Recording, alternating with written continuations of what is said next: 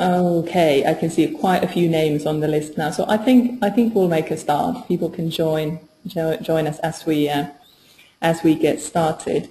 So welcome everyone again. As I said, my name's Marika. I work at Unlimited in our volunteering and pro bono team, where we link up professionals like Richard and other partners with the social entrepreneurs that Unlimited works with. And the webinar series is just one of the ways in which we do that. So thank you everyone for signing up, I suppose, and being online this afternoon. Really, really pleased to introduce our host, Richard Dickens, the founder of Make It Happen Consultancy. Richard will introduce himself in a bit more detail shortly, but is a long-standing both friend of Unlimited, but also has done a lot of work with our entrepreneurs and a lot of work with social entrepreneurs and third sector organizations in general through the consultancy. So has got plenty of real life cases and experience to draw on when it comes to talking about different ways to generate income for organizations like yours. Today's webinar is part of a wider program. I know some of you will have been listening on the previous ones, and hopefully will listen in on the future ones. You'll find, I'll send you these links afterwards as well, but you will find links to the previous webinars on our website on unlimited.org.uk/mentors. And then if you scroll down a bit, there's a tab called Previous Webinars and Future Webinars. So you will find the rest from there. A tiny bit of housekeeping, and just for those of you who haven't listened in before. So we're using GoToMeeting software. You have a dashboard in front of you, and through that you can submit questions. So you should be able to see at the bottom of the dashboard, I think, there's a chat function. So any questions you have for Richard, please just type them in, and we will spend the last 10 to 15 minutes of our hour together covering those questions. And if there's anything that we don't have a chance to cover, then we can also look at those after the webinar. So Richard will speak for about 40 to 45 minutes, and then, like I said, the rest of the time until 1 o'clock will be the time for questions. So I think that's probably everything that I need to say now. So I will hand over. I'll mute myself, and I will hand over to Richard, and then I will pick up again at the end with the questions. Thanks. Over to you, Richard. Oh, thank you very much indeed. Good afternoon, everybody. Thank you for the very kind introduction. Yes, my name is Richard Dickens, and I'm delighted to be able to spend a little bit of time just going over some key areas and key points about income generation. It's a challenging time for everybody, whether it's established businesses, new starters, or people actually going through any sort of change. And I truly understand being a small organisation or doing those very early stages, because Make It Happen has actually been there. We've been through those very early discussions about what to do, how to do it. We've been at those really early stages also about what we're here for. How do we generate money? How do we sustain our organisation? Because we're very passionate about what we do. And if we're not passionate about what we do, then others can't be. So that's obviously a key point. So what we're going to do is take you on a bit of a journey. We're going to take you on a bit of a journey about income generation and how you can develop it, but develop sustainable income generation. Because there's no point of actually doing something which doesn't last. Nothing lasts forever, and as any business will tell you, you've got to keep evolving and keep on developing. However, there are some core thoughts and core principles that you can use to really, really make sure that you continue along the right themes. So we need to consider that for starters. And also the other thing we have to consider is how your organisation will and is relevant both now and in the future. So if you always have that in the back of the mind all the way through the next 40 or so minutes, then you can't go too far wrong, really. So,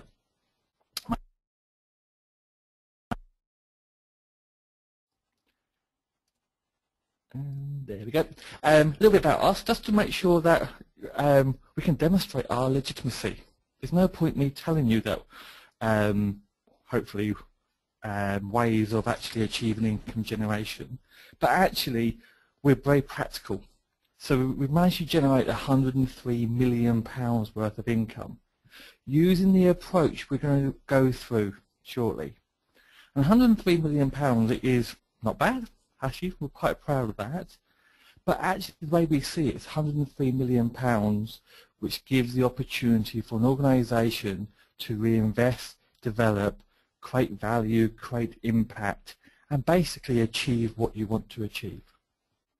So we've been very fortunate to work with Unlimited over the last 4 years now, actually, both through webinars and seminars and actually doing a lot of mentoring. But we have been fortunate enough to do this throughout the UK.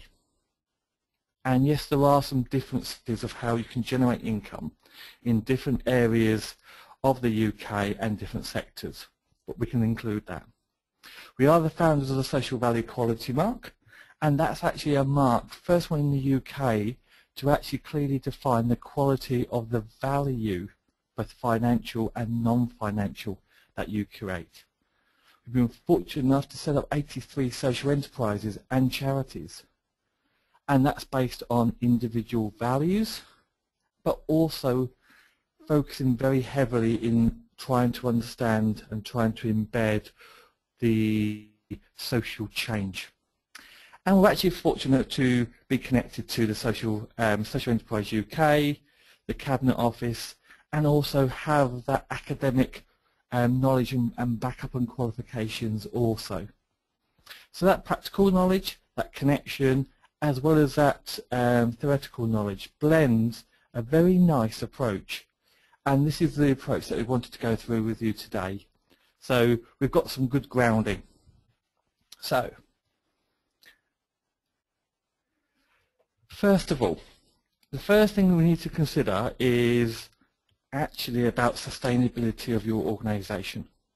How is your organisation going to be sustainable in the long term? Yes, it's about income generation, but you can create all the income you want. But what it doesn't necessarily lead to is profit. And actually profit can be seen as a bad word or a naughty word, and one which gets hushed and spoken about in whispers in different groups and different networking events. But actually it's a good thing. How you go about it makes it legitimate, and how you go about it really defines the type of organisation you want to be in the future. Whether you're a startup, or a single person, or a small group of people. So income generation will develop profit if we can get them sums right at the start.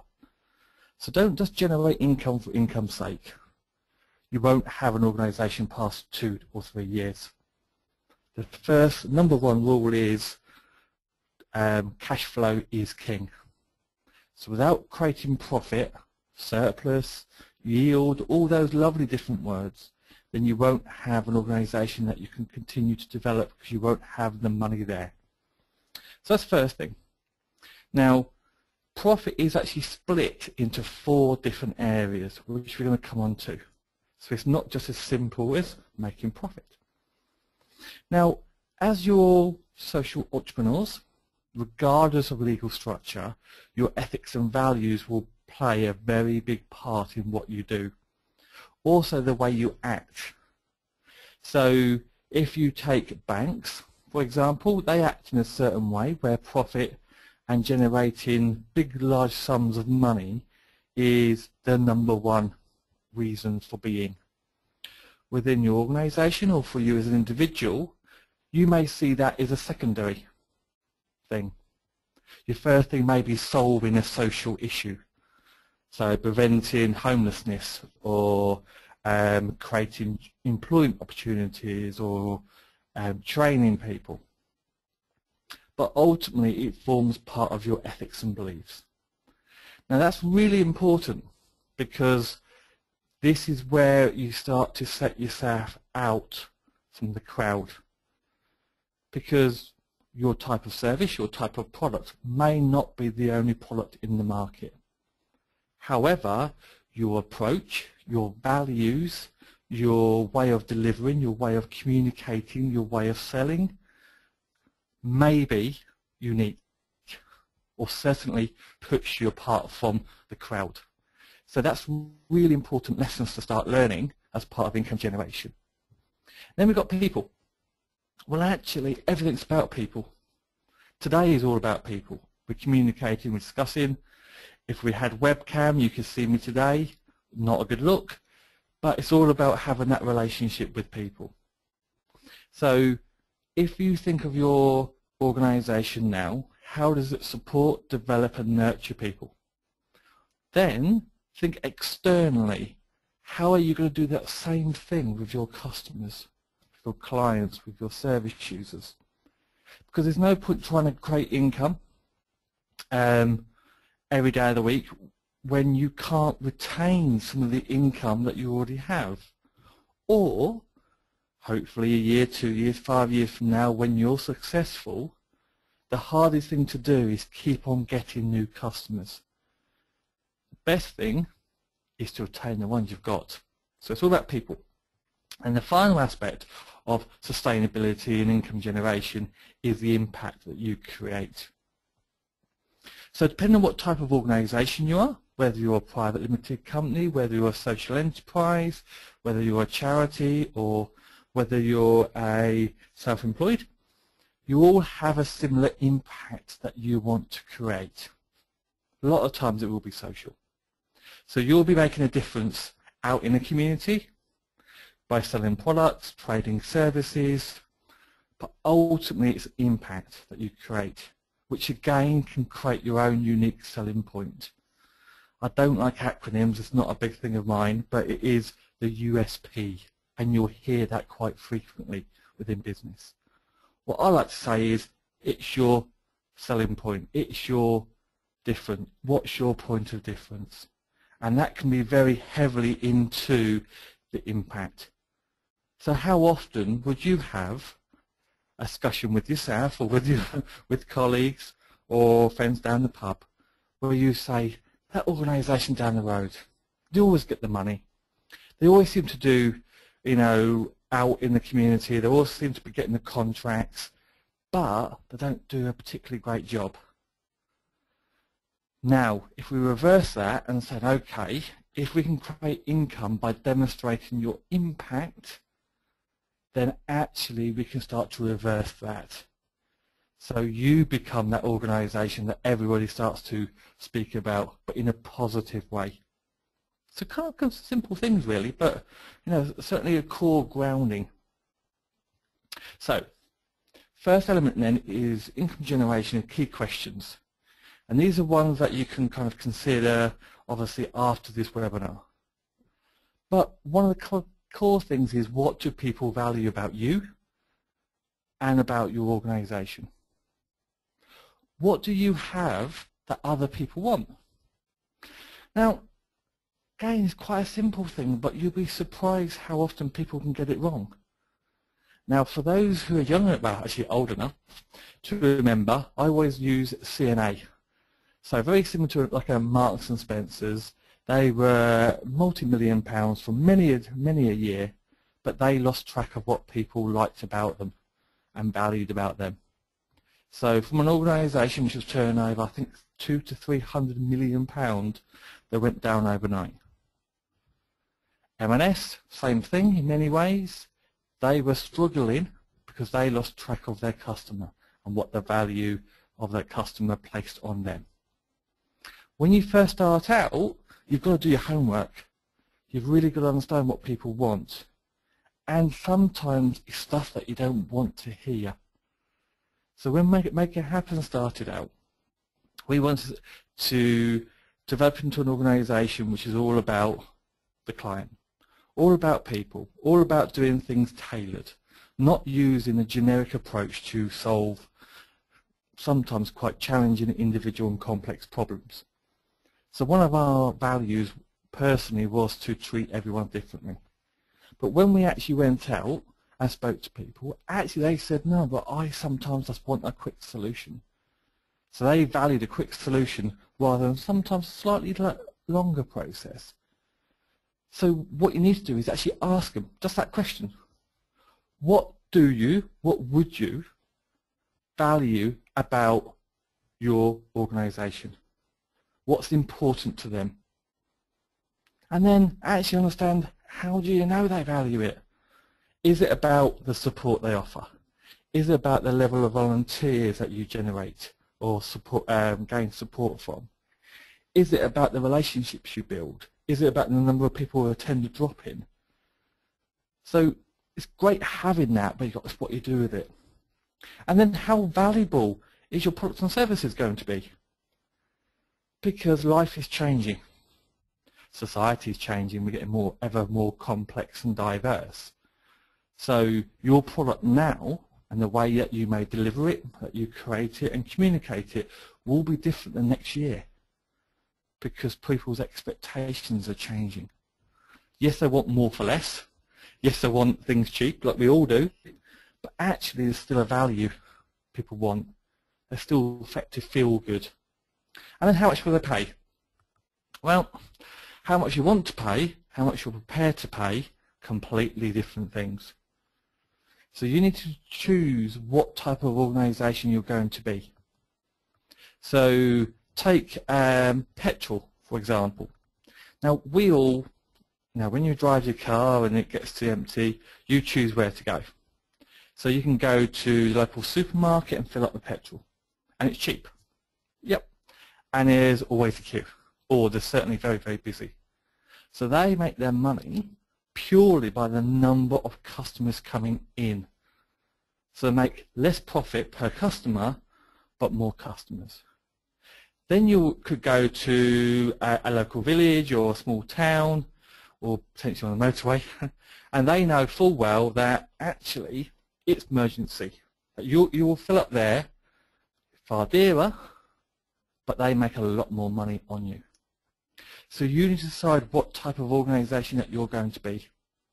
Are you going to be a high volume and low profit? Are you going to be a high profit? So a high volume and low profit, or low volume and high profit? Or are you going to balance? Are you going to be a BP? Are you going to be an Asda? Are you going to be a Harrods? Are you going to be an Audi? You need to choose. And then how people are going to pay for it. So depending on what type of organisation you are, there are different methods. And I don't mean by credit card or cash. I mean actually, how are they going to pay for it?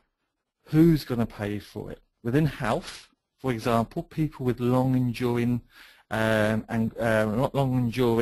health needs or chronic conditions will be getting money themselves to buy in services. It will no longer be the public sector who tells them where to go or refers them on. It will be for that individual to make that choice, and that changes the relationship. So do you know your customer? Income generation is all about knowing what your customer's doing, what they want, what they will want, and what's going to happen in the future to affect that person. So, the type of organisation that you all are, you've got 4 different key areas that you can generate income from. So, on your screens you should see 4 boxes: trading, commissioning, funding and fundraising. Okay, so you've got kind of 4 lines going off at diagonals, and you've got 1 line going straight across the screen. So if you take that line across the screen and trading commission above it, that is your enterprising activity. That's where you can generate profit, by and large. You can generate income which is sustainable, theoretically, and is, again, theoretically, less risky and less volatile, albeit there is big discussions about commissioning, i.e. public sector. Everything below the line is about the softer side, the social context of what you do. So you apply for funding, perhaps to pilot a service, not necessarily to run your organisation. You'll look for fundraising, donor sponsorship to add value to the organisation, but not to rely on that income. So this is all about generating sustainable income long term. Okay, so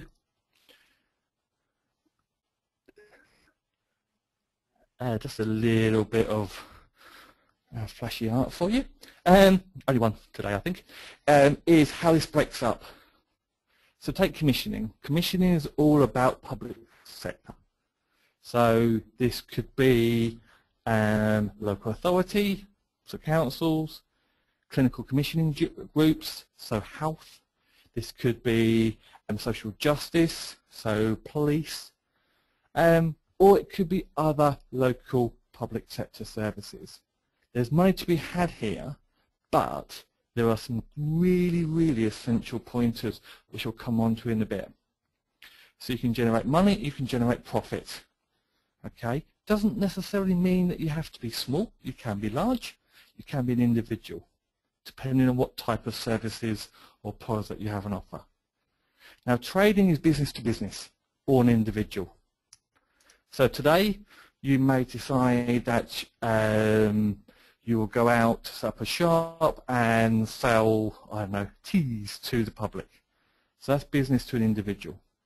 You may say that I'm going to develop a training company and training on health and safety. So that's generally business to business. So you will go and have a relationship with a business and they will bring you in to train their staff. And you have to consider that that is a different communication need, a different marketing need, but also a different understanding of what they need as a business than what a commissioner within the public sector need. And then everything below the line, funding and fundraising, is a little bit more quirky. So if we think about that there are money from grants out there, it's competitive, it's challenging, it's frustrating, it's demoralising, it gives you a headache also. However, there is possibility of getting funds, but only if you do your homework. And again, we'll come on to some tips and some opportunities there. And then we've got fundraising. So don't think fundraising is shaking your tin, on the high street. That's pretty much kind of long since gone from any sort of business of making decent money. But thinking about different ways, sometimes financial income in kind, so volunteering, professional support, use of materials, back offices. But then also think about it in terms of why would people give you money over other organisations. So that's a starting block. 4 different opportunities generally to make money, each of which have their own quirk, their own needs, their own expectations. As an organisation, your very first point is where do you see your income coming from in the future?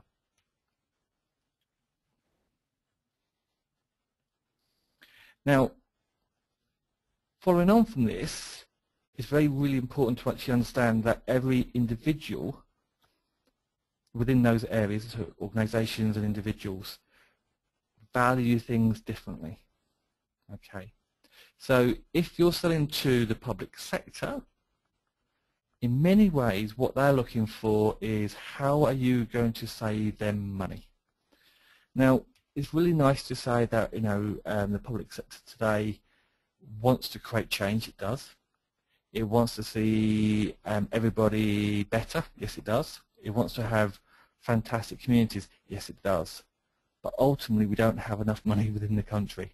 So decisions at the moment are based on financial value, but also that local value. So where is the value that your products and services, where will they have that value?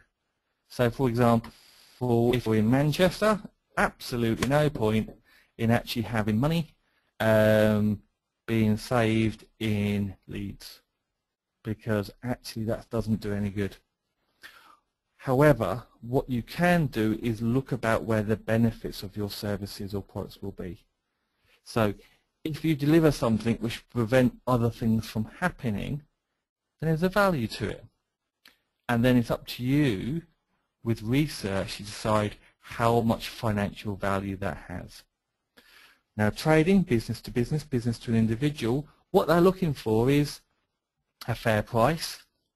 Now that goes across all different areas, but what they're looking at is local, so more people are buying local, which is fantastic for small businesses because they're moving away from bigger organisations at profit at all costs. There's a lot of good information if you ever have a moment to look at the 2012 annual ethics consumer report produced by the Co-op, actually via their website, and it shows you how local people are making decisions differently, but also supporting small organisations locally. But people generally like to be have an emotional bond. So if you sell a cup to a person, you're selling a cup. It's a cup, it holds water, it holds liquid, doesn't do much. But if you sell a service, actually it is all about the person behind it. So there are many competitions, organisations out there for Make It Happen, for example. Yep, there's probably 100, 200 organisations. But we manage to generate our income because we develop a relationship and a bond with our clients. Very, very similar within that context to developing within your organisation. Using your relationships to develop a bond emotionally. So people say, oh yeah, Dave, he's a great chap. Actually, he's got great product. He's here. He picks up the phone, checks we're okay. You know, it's a fair price, and all the great work he does elsewhere, we buy into. And then you've got obviously the funding and fundraising. Funding is all about demonstrating why you are going to prevent something happening or encourage something happening, depending on what context. Save money, help the emotional and psychological and physical development of a person through a product, and obviously have local value. Fundraising, a little bit more quirky, depending on the complexities, but end of the day, you've got a choice of where money is spent. So if you have £10 in your pocket and you walk down the high street and you intend on giving a donation to somebody, who do you do? Where do you go? Is it the big issue guy in the corner? Is it popping into a local charity shop? Is it even donate online? But everybody has a relationship with a particular cause. So if you can demonstrate why you're doing what you're doing and really bring that out and demonstrate that to individuals, you can start to really tap into that fundraising market. So one of the things which is increasingly more important is to understand what's happening around you. Now what I've done is, some of you may be familiar with PESTLE. It's quite a research technique, and it's a little bit wordy, but it has real credibility. It stops you going off on a tangent, investing a lot of time, particularly with small organisations who don't have large resources, and it helps you guide your future. Because income can be very quick, but investment takes time, and therefore the profits can be far greater if you get your homework. So if you think about PESTLE as just those keywords down the left-hand side, so political, what's happening within the local area which is in line with your product or service? If you're solving an issue, if you're helping people access more care, if you're helping people get to hospital, if you're developing training for young people, if you're preventing people or reducing truancy, these are all key things which there will be a government agenda linked into. So if you know why, if you know what is happening locally through local strategies, Bear in mind, all this information is freedom of information, so it will be on the website, or you can phone up the local authority or CCG or police commissioner and ask to see their strategy on something. What you'll be able to do is understand what the trend is going to be over the next 2 or 3 years. That enables you to look and invest time, because if it isn't important locally, regionally, or in the national government, it's going to go off the agenda. And generally speaking, not all the case, but generally speaking, those priorities are aligned with funders' priorities also. Then think about the economic. So financial considerations. What are you doing in terms of connecting or demonstrating why your product or your service will gain or reduce money being exchanged? So if you go to an individual, if you provide an hour's worth of training and that person feels better, more motivated and goes back to work, as a result of that you save money. And then naturally that's important to both the individual but also, more importantly, to the local authority. And it's the local authority then who can support you. Okay, also think about trends. So think about location, demographics and geographics. So we live in a very multicultural society. We have very diverse communities, all with many different needs. Sometimes there are products and services which don't hit people in the right way. So we need to think about where your product is going to be selling, where your service will be delivered, and how that will change from area to area. If you can consider this, what you'll have is a very clear method and a clear understanding of what to say, how to say it, and then how to demonstrate your value. If you can do that, you can generate a really good bond. So technological, simple really. How is technology playing a part within your market? So if you've got a situation where there's an app for that, for example, or it's all about going onto a website and finding a new service, but all you're doing is being locally and handing out leaflets, then you're going to miss an opportunity. Now, again, it's quite simple to see. Often, if you look about your competitors that you feel offer a similar service and find out what they're doing, particularly the big ones, they tend to be able to invest considerable time and effort, money and resources into being on that technological bandwagon quicker than smaller. Therefore, if there's a big focus away and online as opposed to person to person, what you're going to have is an opportunity. And that opportunity is something that you can take into consideration. Then we've got to think about legal. I'm not going to harp too much on about this, but different legal structures can restrict, prevent, or provide a barrier for you to generate income.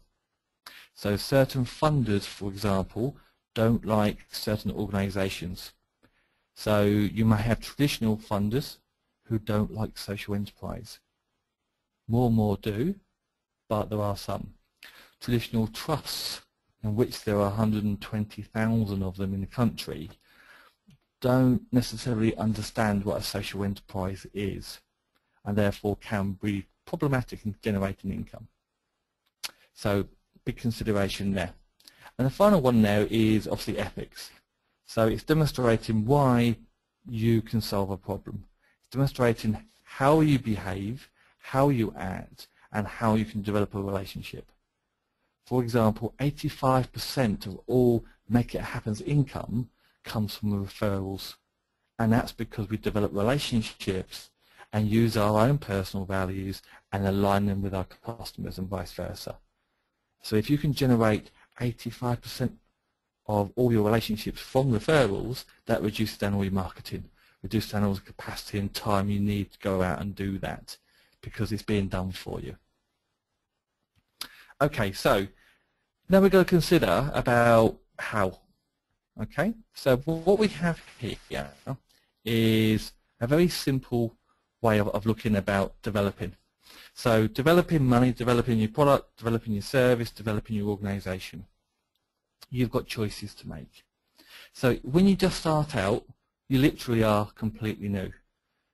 But we have generally a lot of organizations come to us, unfortunately, with a great idea but not necessarily unique, or a great idea but actually in a very, very crowded competitive marketplace. So it's very much down to you as an organization and an individual to choose how your organization is placed to solve a problem, and then consider what's already out there. So if you think about the top left-hand square, old product, old market. So that's just like selling clothes on the high street. The market's been there forever, loads of competition. The product, unless it's very unique, would be considered old. So you'll be only as good as the level of marketing, time and effort you can put into it. And that can consume a lot of resources. It's very low risk because actually people go onto the high street now today, but to entrap them in could be problematic. It's low investment because actually it's quite cheap. It's cheap because everyone's doing it, so you can get products and services relatively inexpensive. But it's low reward. The profit you can make is small because there's so much competition. So obviously moving around clockwise, you've got that new market, old product. And that's where people consider, well, actually, there's an opportunity here. What I'm doing may not be the most innovative, it may not be the most creative. However, I'm doing it in a different way that will appeal to somebody else. So, for example, you may be helping young people develop new skills, knowledge, and experience. Okay, so everyone targets colleges. But if you swap that around and saying, okay, as a result of that, you can create a steady stream of young people into employment, straight away you've got the employment aspect. So it's a new market. Different aspects and different thoughts can go into this. Yes, it's low risk because you've got something tried and tested. However, you've got to invest. You've got to invest time, effort, and obviously financially as well. So when it comes to looking about how much to invest, that truly depends on your marketplace. And then you look around again to the bottom left-hand corner this time, if we could, your market. So you know your marketplace, you've done your research, you know there's a need, but you've got something a bit more quirky. You've got something unique. You're approaching things really different. So again, there's low to medium risk, but you've got to spend time and effort. So going out onto the high street today, yes, you can set up a stall and generate income. You may earn a few £100 and a few £1,000. If you want over time to create something which is bigger, better, and solves more issues, you're looking at hundreds of thousands or possibly millions. So if you think about how much it takes to get there, what you consider is whereabouts on this quad in many ways that you are and you want to be. When you're looking at new market and new products, that's where, as a new startup, it's challenging because you don't have the time, the effort, the time, you have the will, you want the effort, but it can be very hard to get into these marketplaces, and therefore income generation is difficult. So we tend to say, if we go into new markets, new products, that's where funding can play a big part in. What you don't want to be is funding reliant. So old markets, old products, you should be able to do that from day one, using your own resources. The more riskier, the more high investment in terms of time and money, that's where the funding can come in. And that way you don't get caught in a funding trap either. Okay, so then 4 areas. We've got funding, fundraising, commissioning, and trading. So funding comes with a warning sticker, is don't rely on it. 1, because it does you no good. 2, because actually it will run out. 3, there are heavy restrictions. hence it's restricted funds, and you can't make a profit. So all you can really do is buy stuff, whether it's a laptop, whether it's a building, and deliver something, which is great. But at the end of the day, you won't have money in your bank to be able to reinvest in other areas. So you're going to need more funding to replace the old funding when it's run out. So only use it as part of the bigger picture. So think of funding uses. Brilliant way to look at it is think about it to research and evaluate a need. So Unlimited do this really, really well in as much as they have different levels of funding.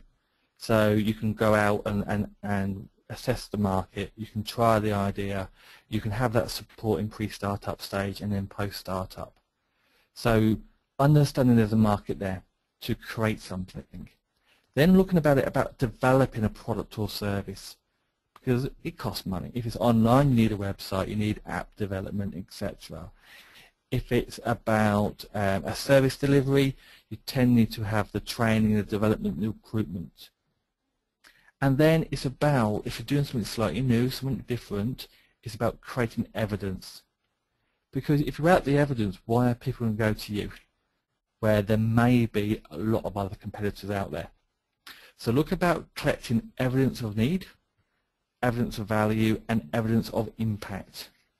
So if people know that you've done things before with similar groups, or you've sold similar tools, products, and people have given you testimonials, or you've got case studies, or you've got models, then actually you're less of a risk to people. And that way you develop that relationship. And then use it to promote, to showcase you, to showcase your value. And that does your marketing. So what you've got there is, it's not about the delivery of a product or a service, it's about preparation and then evaluation and then demonstration, if you want to get really quirky.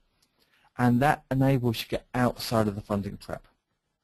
There is 120,000 funders out there. There is in excess of £1 billion being issued or provided to individuals and organisations every year. So there's money out there, but it's highly, highly competitive. So if you break it down, I've got charity grants and trusts. So those are the ones as individuals, there's not many. There's not many organisations who will support you as an individual.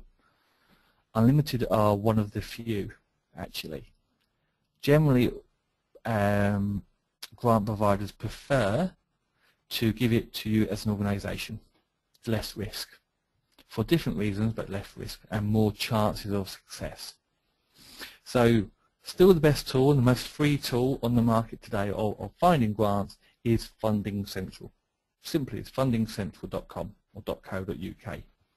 You can put in your criteria, what you're looking for, who you are, what you're trying to achieve, and it will, free, provide you with a report of matched funders for you. It's not the most comprehensive, I have to say, but it will give you a start and with minimum outlay. Trusts are the same. There are some trusts on there, but the majority are not. So Grants Online is quite a good tool. So grantsonline.co.uk. However, you have to pay for that. It's an annual subscription. But I would start out with Funding Central. But use it again for that development, piloting and promotion. Government funding, well, can be quite tricky unless you're very niche and you've got an incredible amount of experience behind you. Probably not going to be accessing that sort of funding at the moment. And what I mean by this is central government funding. So it generally goes to the bigger organisations.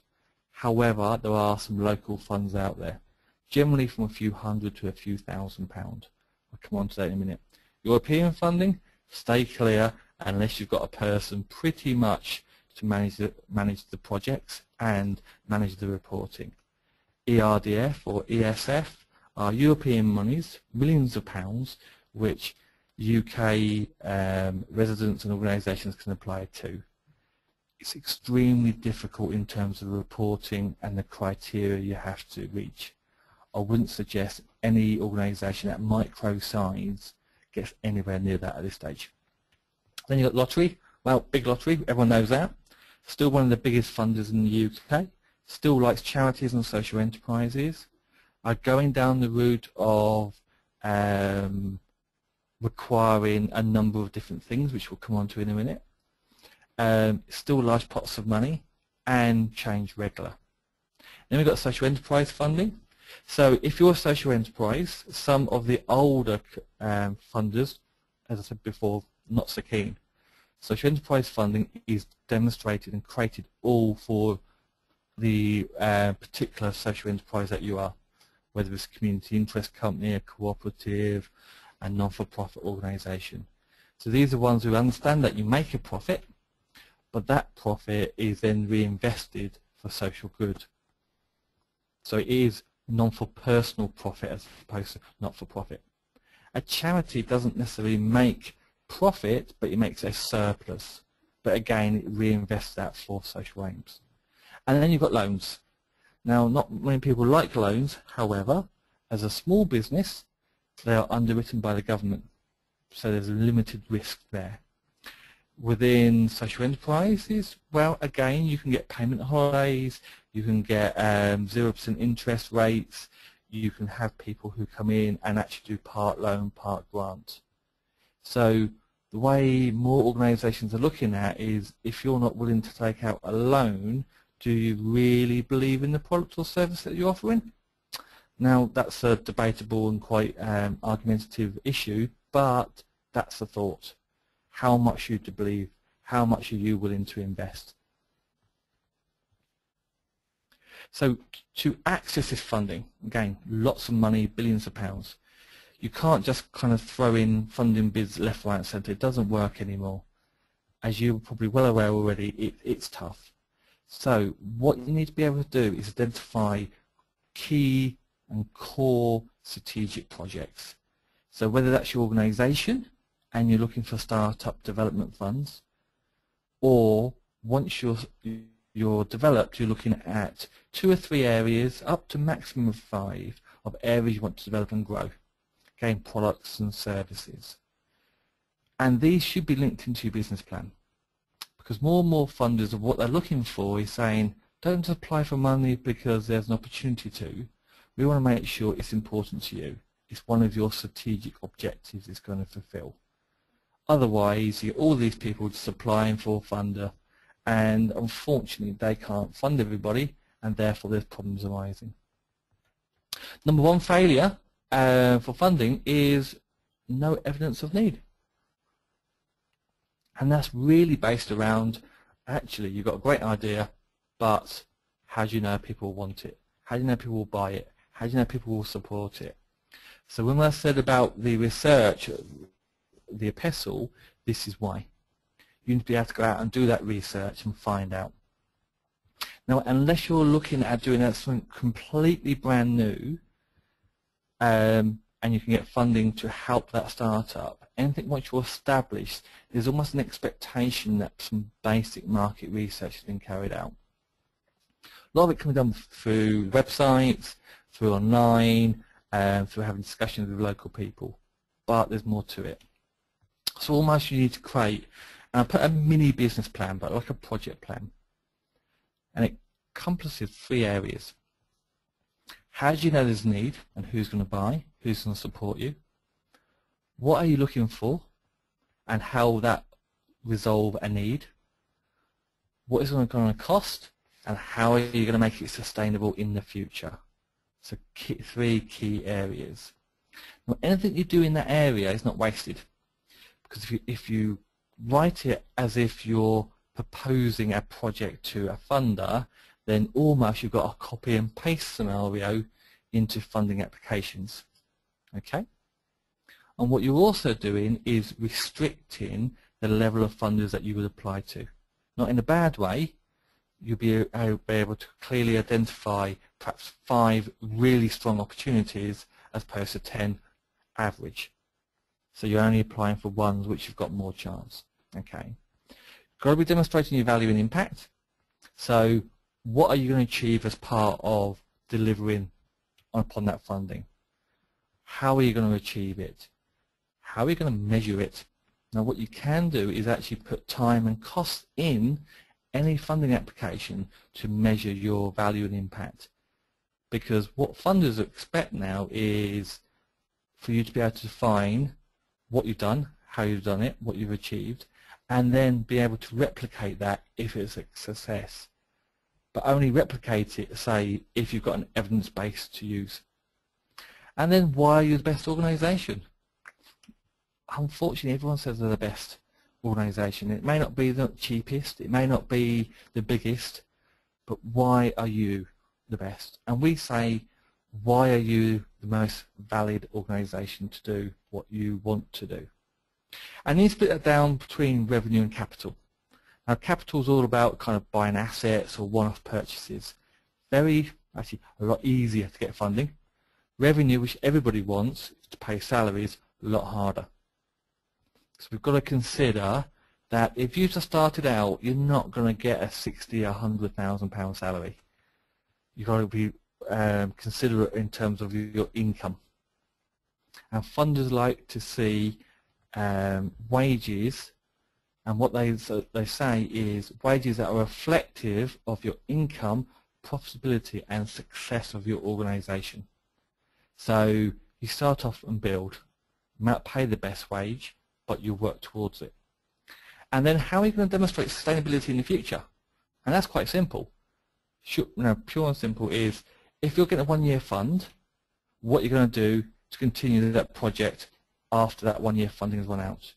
If it's 3 years, what people would like to see is first year, 100% funding, second year, around 50% or 75 to 50%, third year, 50 to 25% funding, and by year 4, you're free from funding in the future. Otherwise, what they've done in the past is given money and projects are just finished. And then the organisation goes and applies for more funding. But they don't want it anymore. They want sustainable activities.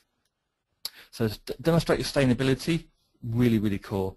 Demonstrating evidence of need, essential. Actually be more targeted in your approach, but really understand your costs. So what we tend to say is, yes, deliver your product and service. Write down all your costs, but then consider what it's going to cost to support that project to run. So see them as two different entities and then bring them together.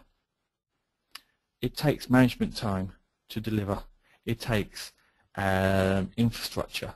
It takes insurance. People forget that. Marketing, people forget that. People forget about doing marketing events and promotional events. It costs money. It's not about doing things for free. Funders don't expect that.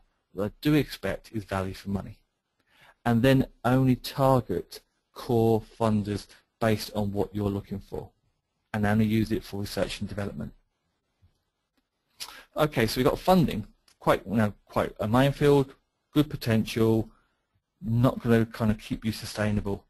It's going to get you to the place where you may have products and services to be able to demonstrate value. So then we've got fundraising. Now, many different things. You can create unrestricted funds, which you can use in other areas of the organisation, or that could be restricted, so you have to use it on a given area. So a couple of essentials: fundraising code of conduct, code of practice, fundraising standard boards. If you're going to embark on anything to do with fundraising because you're engaging with members of the public, it's essential that you sign up to these guides. One, most important of all, it gives you a lot of tips, a lot of processes, all the policies, all the guidance you need of generating income in this area. If you're successful, you're looking at generating fundraising for about every £1 you invest, an absolute minimum of £2.5 to £3.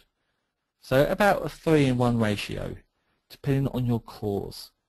So if you're looking at perhaps cancer relief, for example, many people know that people who are being touched by cancer, and therefore they can generate perhaps £3, £4, £5, £6 for every £1 they invest in fundraising activities.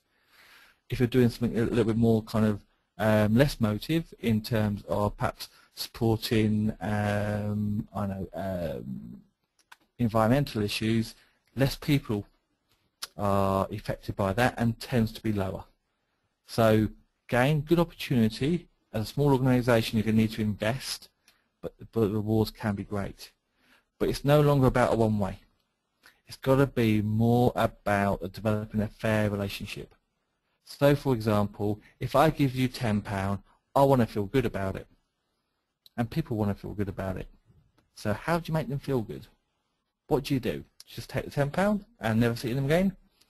Is about developing a relationship with that person. Because if I really believe in what you do, I may give you £20, £50, £100. And that may be me personally, but then you put the organisation context around it, where there's a benefit for, I don't know, a community provider of training to work in partnership with a domiciliary care, a home provider. Well, actually, there is, because it may not always be financial, but there can be training costs going on one side, and then on the other side, there may be infrastructure. So there may be use of offices, there may be use of computer systems for free. So it's always about a relationship which is fair. And once it's fair, it's more valued. Otherwise, if you think how many businesses out there constantly get asked for money week in, week out, how do you set yourself above that? And it's about developing something called a social contract. In essence, I'm going into it in detail, but in essence, it's about how do you develop trust and legitimacy. So really important when you have a social motive. Because if you're socially motivated, people can call things into question. And by calling into questions, people can get quite defensive. So if you're open and honest and transparent, you know your product, you know your service, you're doing it for the right reasons, you're generating profit for good. Yes, it's about having a suitable wage to live. Not a problem with that, never will be. But it's being open with that relationship. The stronger your social contract, so that relationship, the more chance you'll get continuing referrals, stronger income from that source. And then you think about gift aid and tax relief. Depending on what type of activity in fundraising, you can get up to 28% gift aid. So if a business, make it happen, gives you £100, you can flick that into potentially up to another £28 for doing nothing. And then there's certain tax relief benefits for different businesses to donate. If you know what they are, promote it, because there's a good chance that the person you're asking money from, in kind donations or financial, doesn't. So give people a reason to donate as opposed to give them a barrier not to. So think about income as a single individual donor, person from the street, person just to shake a tin, but then think about it far bigger than that. Think about groups. So think about how individuals are going to be supporting you, because that's essential. And then think about how businesses generically are going to support you also.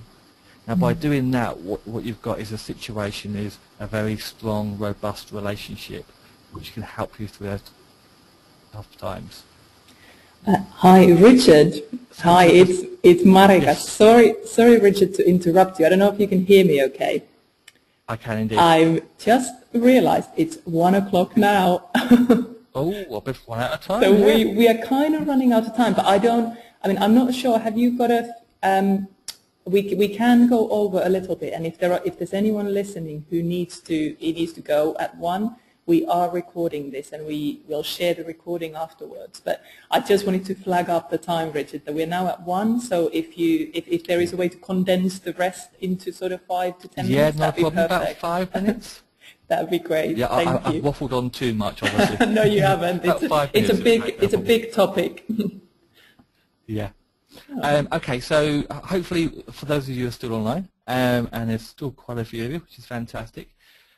Shan't go through all the fundraising points, but each of these is a different aspect of how you can generate income. So just two I will just flag up, which you can then carry on to do some research in, is crowdfunding. So type crowdfunding in Google. It's one of the biggest emerging areas in fundraising today. There is an ability to create about 400 to 500 million is being created in this area. And effectively, you put on an idea, a product, a service, and people go on there and support your cause. But they do it online. But then you can invite all your friends, your family, your supporters to see what you're doing and add in. So people can just donate £1, £50, £100.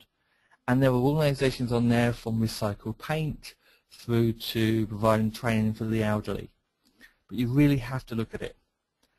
The other aspect I really want to pull out is community shares and impact bonds. You may or may not have heard this.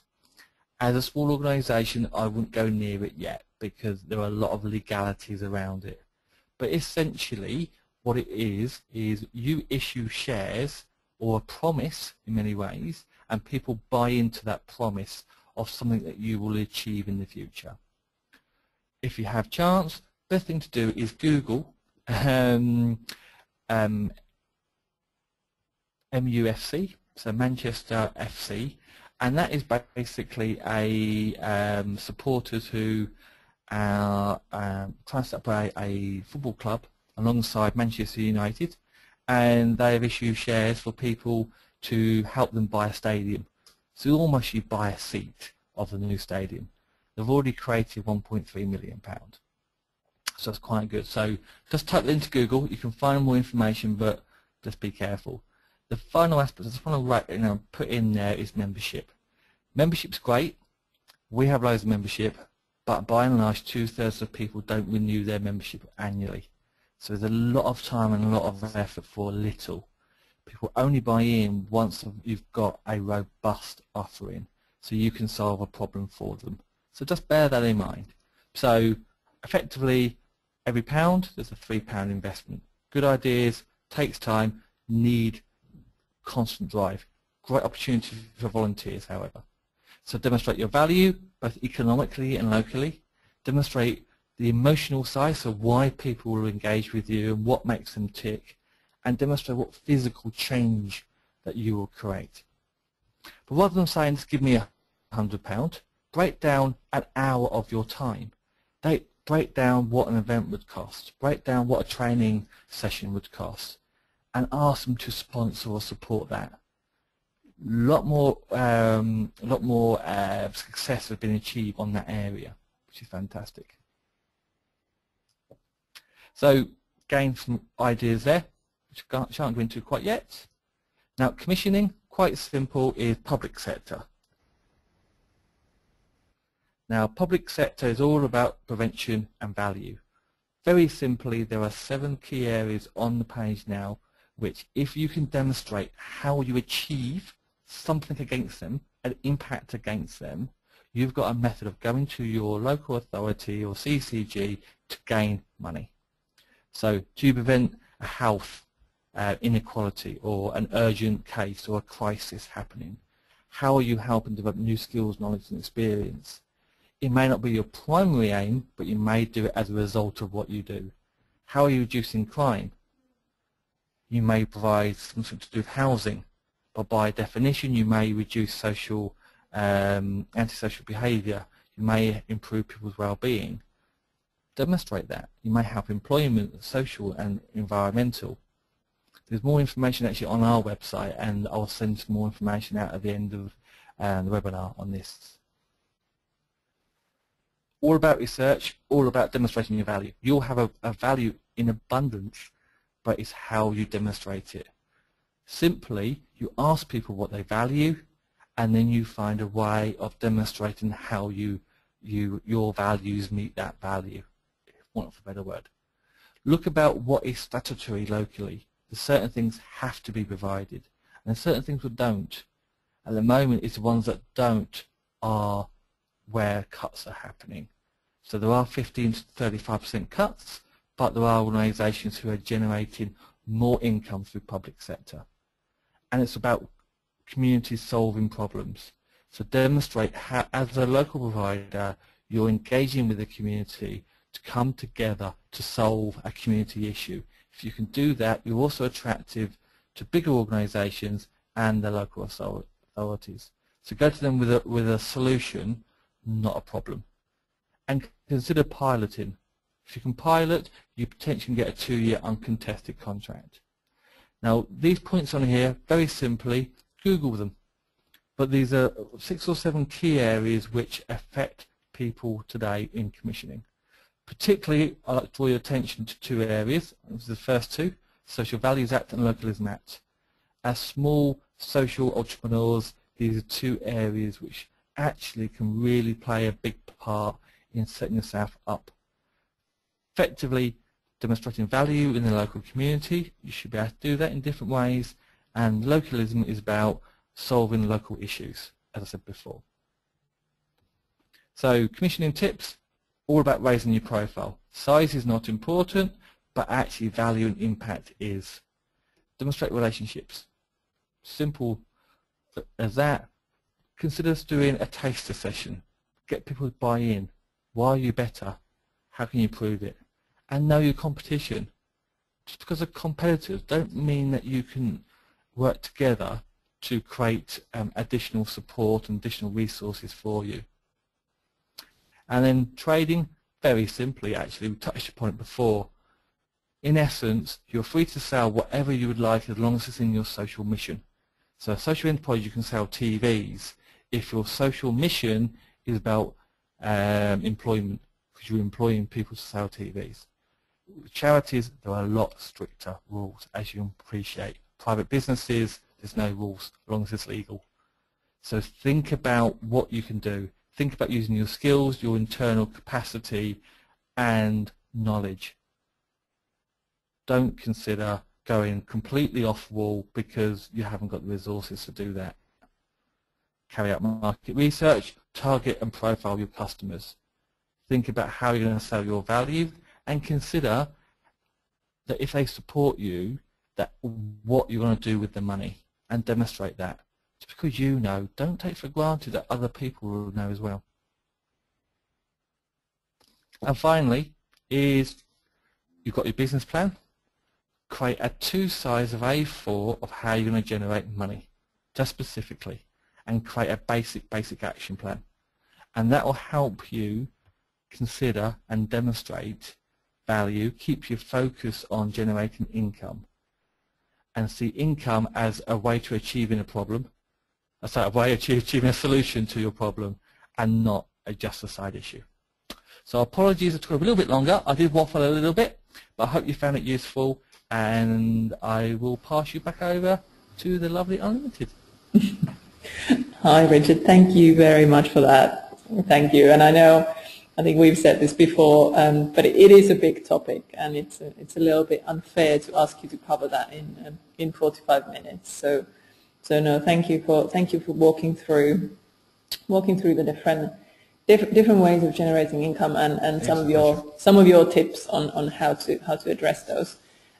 Now, since we are a little bit over time, we could take a few questions if people have them. So do type in your questions through the chat function if you want to put them through.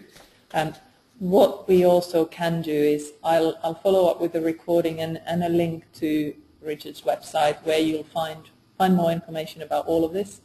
And then also, if there are any really critical questions, then perhaps we can address those after the webinar, if you're happy to do that, Richard. So we will... Absolutely. That's great, thank you. So we will just... we've got one question here, quick one, so let's cover that. Do you have to be a particular legal entity to be eligible to apply for grants, or is it okay if you're a private sector partnership which works as a social enterprise? That's from Stephen. Good question, actually. The answer is no. There are different business funders out there as well, and it's more about the social motive and also what you do with your profits. So things like the majority of funders on Funding Central, so Big Lottery, etc., are not keen and actually probably will not support a private business. However, there is more, and completely contrary to what I said before, there is pots of money which you can link in through LEPs, which are the local enterprise partnerships locally, and you can just type that in, you'll be able to find your details, which they do have some supportive money to help organisations in the local areas develop and grow. So that's an option of going to first, or alternatively, without obviously knowing your precise details, I can confirm that the other route would be a non-starter. Great, thank you for that. We had another person make a sort of a comment, and I think a question rolled into one, saying thanks for a great talk. They're having success in trading, which is brilliant, but less so in attracting grant funding.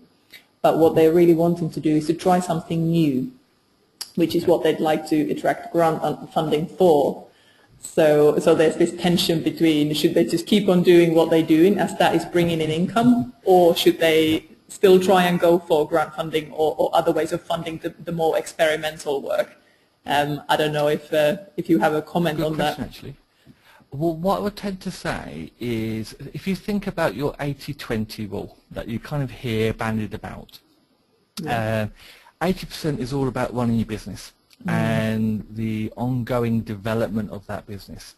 So it's almost like it's evolution. When it comes to actually looking at something completely new, I always say look at 20% of your time and effort on that developmental area. So if you can think of a split, what you're not doing is sacrificing your core business to obviously look at new, but you're still considering the next steps. Now with funding, again, depending on legal structures, social enterprise funders love looking at new areas, new services, new products, and you can get business development funding to research, develop and pilot of new services. When you're looking at more traditional funders, that's when the problems occur, because it's seen as, is it way different from what you're doing before, and therefore don't have the experience, and therefore they may not deem you to be the best organisation to receive that money. So yes, 80-20 split, and focus on research and then piloting, and do it under that guise, and then put in your full cost recovery so you're not jeopardising and pulling resources away from core delivery. Great, thank you for that. I think we will bring this to a close here. It's now 1:15. So for me, all I really want to say is a big thank you to Richard for joining us and giving up your time and sharing it with us. Our next webinar is next Wednesday, already next week, 14th of May, and that will be on how to create a marketing plan. So all very much interlinked, I'm sure, and there'll be some overlap about focusing specifically on marketing. So hopefully, if that sounds relevant, most of you can join us for that. So unless, Richard, you have any final words, we will bring this to a close. No, apart from good luck. Thank you very much, and everyone, hope you'll have a great rest of the day. Thanks for joining us.